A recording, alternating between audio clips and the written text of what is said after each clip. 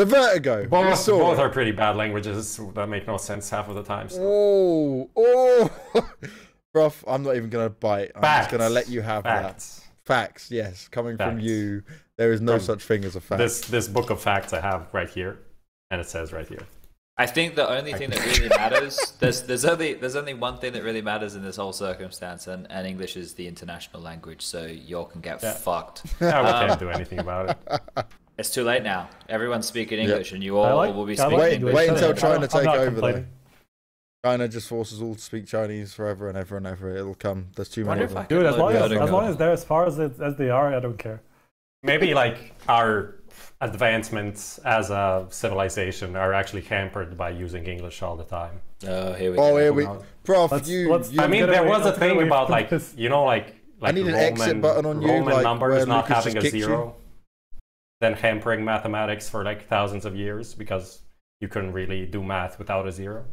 So it could be the same thing with language and English. Can you just... It's possible. It's great. In theory, it's possible. In theory, Prof being smart is possible, but he fails to show it on a regular basis. Vertigo, boys. Vertigo. No, shut up, Prof. Screw you. You're only allowed your first place once. Sponge is going to kill you next time. Vertigo. Let's go, boys. Yeah, Vertigo. So we got to see the show match. Let's start with that as Star Series, right? Western Titans, Eastern Giants. It was very comical, to say the least.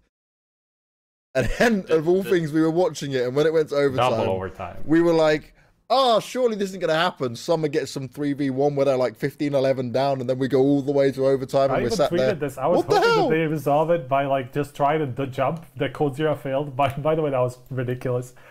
The jump that Code Zero failed. By the way, everybody also saw that coming. Yeah. Like somebody trying that and falling to their deaths. Like everybody tried that at some point. If you ever walked around the map, you saw that jump and you think, can I actually make that? And then you try it, and then you fail it. It's not that hard, but it's like the first time, you have to strafe a little bit more. So it's like, sure, it's not completely under 100%. Pressure.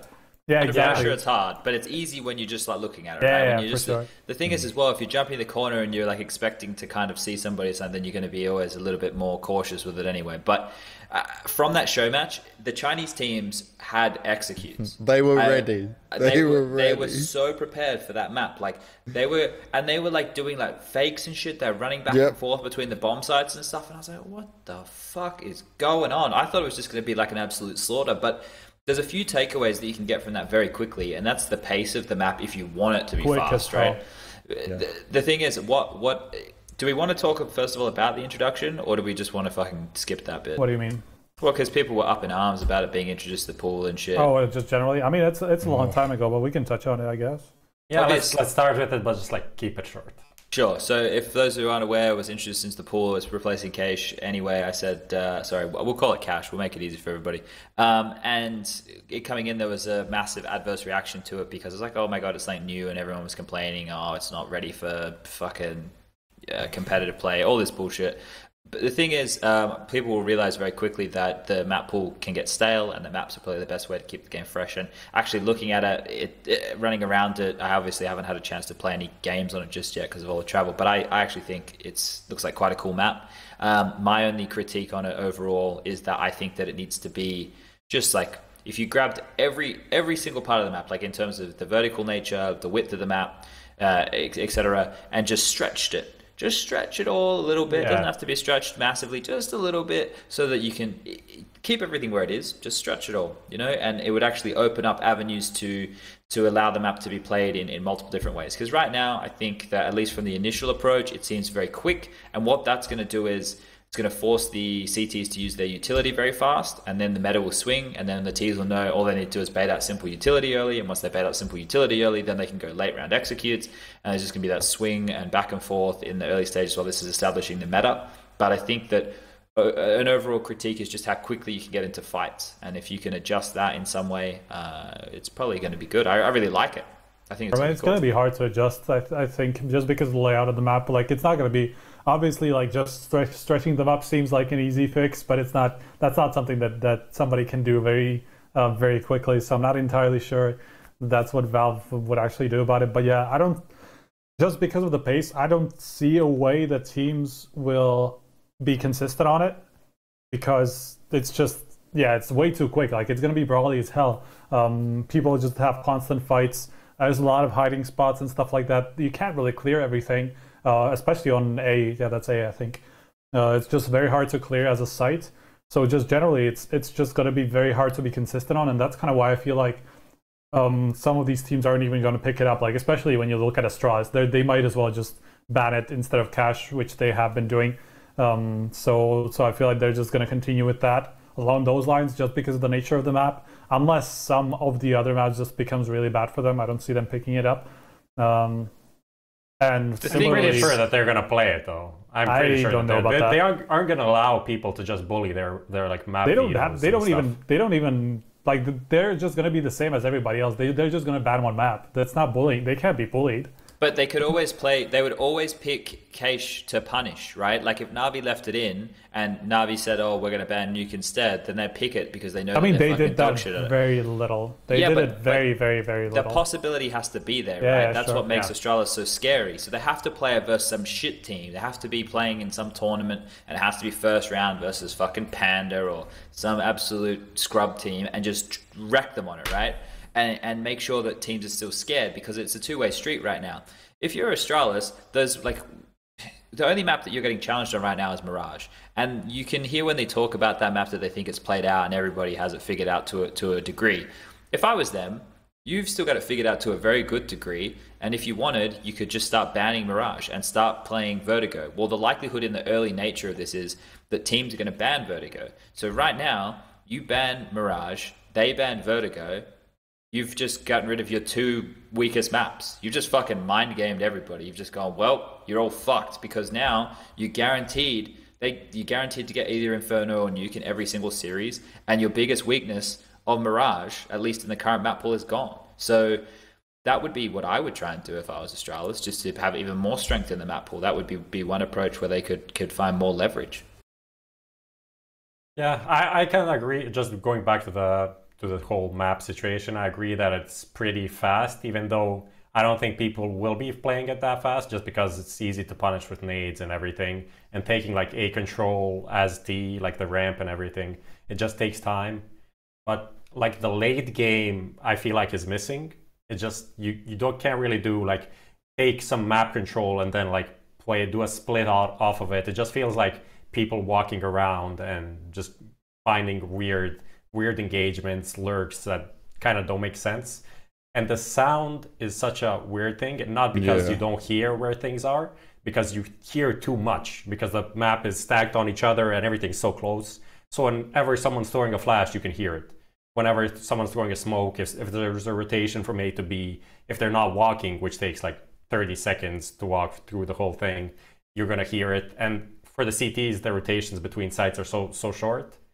And then you have some weird situations on the bomb sites where you can just like throw a bunch of smokes, get into the side plant, and have like a weird after plant situation. So those are the things that I don't like. I still think there are a lot of cool things on the map, like the verticality, some weird angles, not having the walls, all of that. I feel like it's pretty cool, but like it will need a few major changes to have it like be a very good map.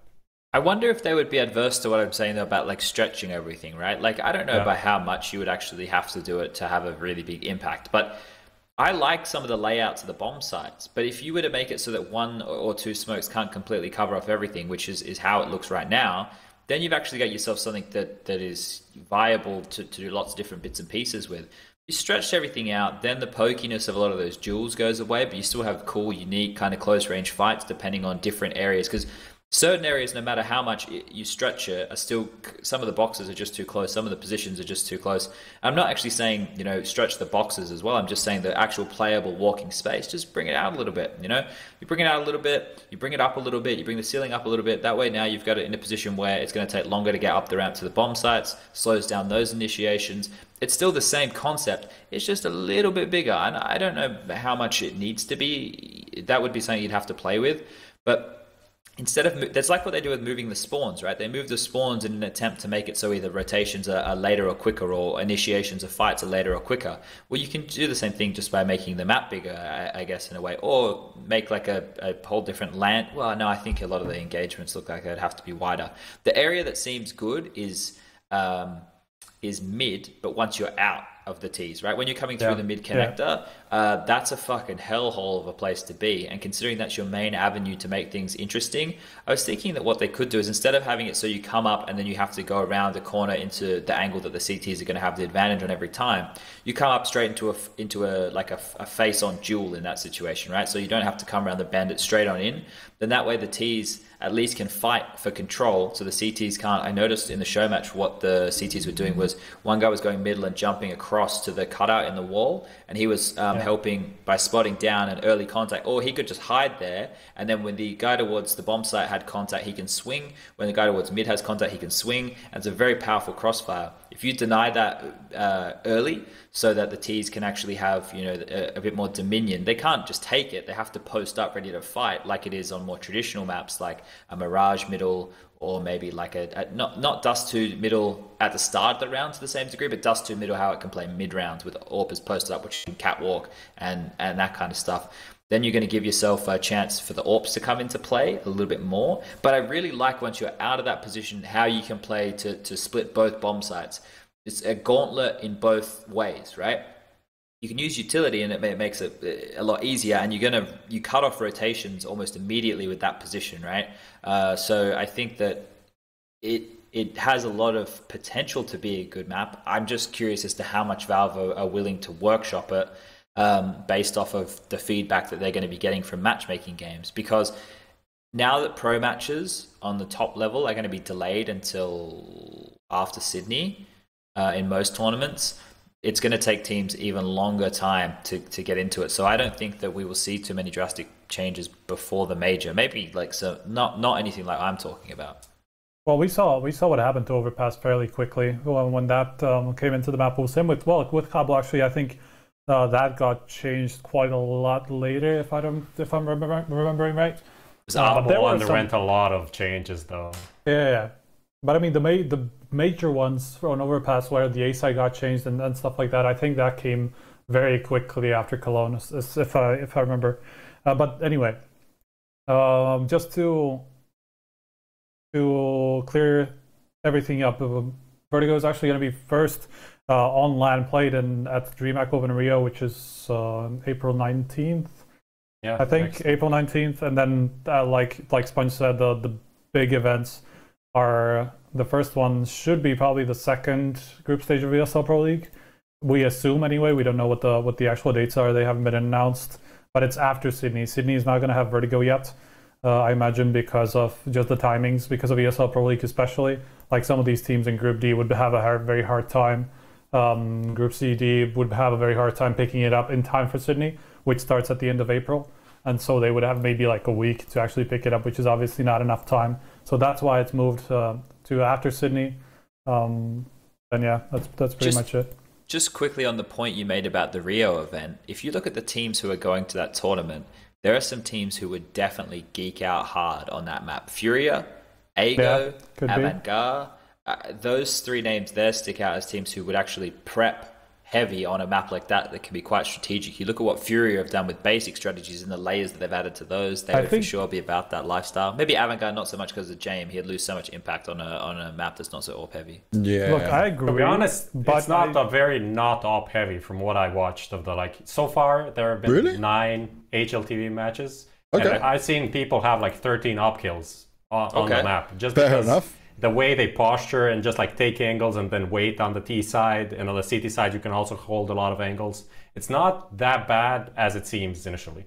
Oh. So maybe just at least now, at least now, until people don't really know how to play the map. Maybe later on it will develop and people know the smoke splashes to kind of negate the ops. But at the moment it's been pretty decent for oppers. Just to touch on that point, Sponge, I'm not entirely sure that it's going to be enough time, just because none of these teams will be able to actually practice it, at least not on a very good level, because all of these top teams will not be playing it until. But they're not practicing top teams anyway because they're not top teams. Well, Avantgarde would practice. I'm sure Avantgarde plays top teams on a regular basis. Okay, I don't see why they wouldn't.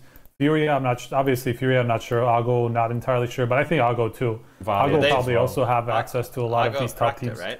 Because they played it already. Argo have already played it. I missed that. Yeah, they got smashed by Northwind. That's the first game that was played. No Chance played it twice, and they feel like happy with it, and they have some interesting setups. I watch that stuff.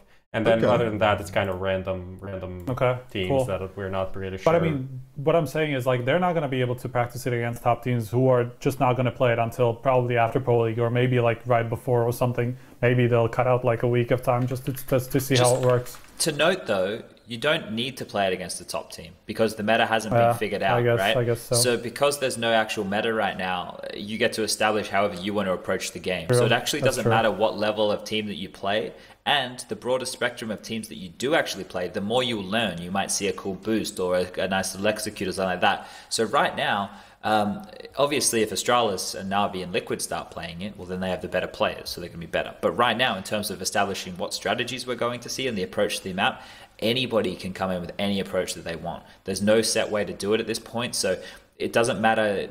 Obviously, you can't be playing a fucking matchmaking level team, right?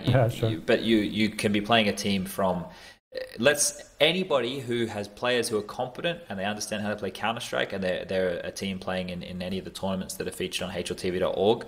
You could play against them and you could learn something. And also, in the infancy of playing maps, there's no problem as well with just playing against a team who maybe even if they don't have a great idea, you've dry run shit. You're not just running in there yourself going, well, let's see how this one goes. You sat in the server and you practice stuff, and you can now go in and you can just use it in that system. And then if it doesn't have to work for 15 rounds of a T-half, for example, but if you're a team like No Chance and you play, I don't know, let me pick a fucking top 15 team, Wendigo or something on it.